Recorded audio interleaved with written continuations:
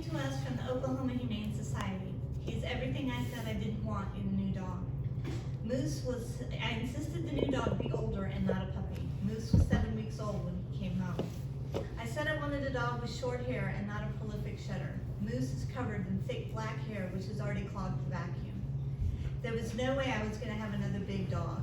They think he is part Great Pyrenees.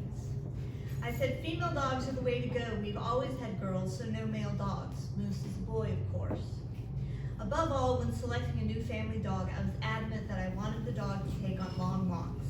The new dog, if not already leash trained, had to be at least a breed which was easy to leash train. Moose is not good at walking. Walking is very important to me. I look forward all day to coming home and taking a walk. I think about things, plot stories, make plans, consider problems from all angles when I walk. I walk in all kinds of weather and at various times of the day.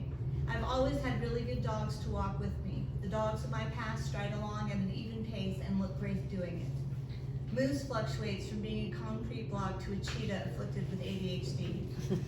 The first time I put a leash on him, he lay down and magically tripled his weight, which simultaneously rendered all of his limbs locked and paralyzed. I begged and cooed for him to get up, then I got gruff, then I begged again. Then I tried to bribe him with food, followed by more begging.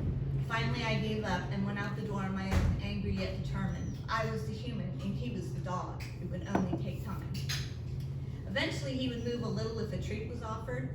I would put on his leash, and he would collapse in a heap. Next, I would walk as far as the leash would stretch, about 4 feet, and offered in my outstretched arms a tiny piece of chicken. Moose would crawl on his belly to get it slowly.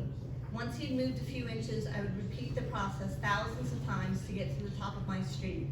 Finally, I would pick him up and carry him back to the house. He would lick my face. He was so excited about going home. One day, much to my surprise, he wagged his curly tail when I got out the leash. Excited for the breakthrough, I mentally patted myself on the back for all my consistent dog training had paid off. Moose actually stood up and wanted to go outside. He got outside and he ran in so many directions at once, I think he broke a few laws of physics. Moose refuses to stay on one side of me. He constantly tangles up my legs with his leash. He darts out at cars, charges at other dogs and neighborhood cats. Not with fierceness, but with the overwhelming puppy love he can't stop exuding. He wants to change direction with any scent he catches. He loves to try to run up to front doors and begin barking, then he runs away and hides behind my legs. Must be some kind of doggy prank. But when he is his most diabolical, he suddenly lies down, kerplunk. The walk is over, period, end of story. No matter if we are in the middle of the street, at the end of our yard, or miles away. I either have to call my husband or son to come bring the car and pick Moose up, or trudge back home, my dignity in shreds. Moose seems to be my personal metaphor for life. He is the canine embodiment of the old saying, we make plans and God laughs.